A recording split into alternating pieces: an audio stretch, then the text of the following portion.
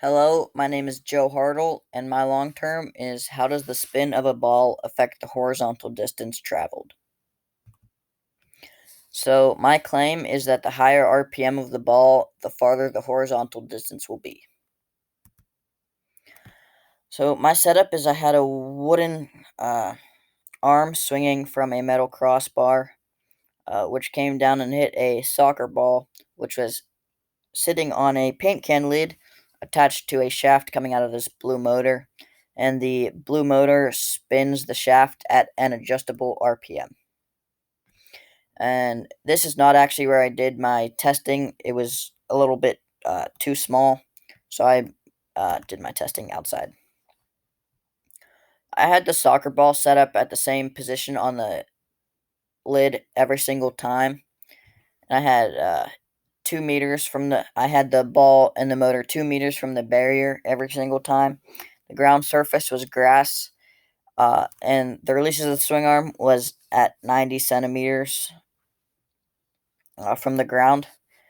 And the style of measurement, I just had a measuring tape going from the center of the ball and the motor to uh, off the barrier. So the example path that I have right here is the path that it was taking.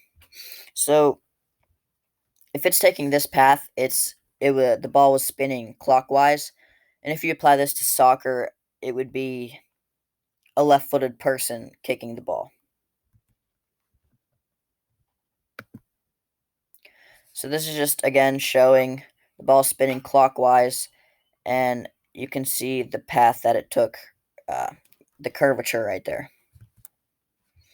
Some of the struggles that I had was that the ball would not stay on past 130 RPM. So I had a limited data RPMs that I could use. It would have been nice to go up higher to 150, maybe 200, just to see uh, if anything weird happened or if it stayed the same.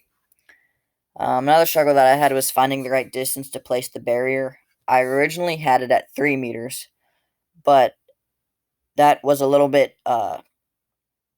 too far away, so I moved it up to 2 meters, and I used 2 meters for all of my testing. It seemed to work just fine. Another problem that I encountered was I could not get the motor to settle on 1 RPM, so all of my RPM data points are just an average of what the RPM actually was. So this is a video of just showing that this was at 3 meters, and it didn't go quite there, so I moved it down to 2 meters again, which seemed to work fine, as I said before. So these are my data points. I tried to space 20, 20 RPMs for every data point, but since it was an average, I wasn't able to do so. But you can really tell with 12, they're very similar to 12, all of my trials with 13, 12, and 15.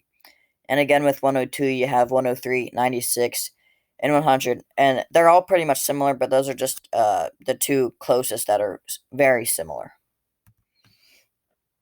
So you can see my graph here. I have RPM at the x-axis and the horizontal distance in the y.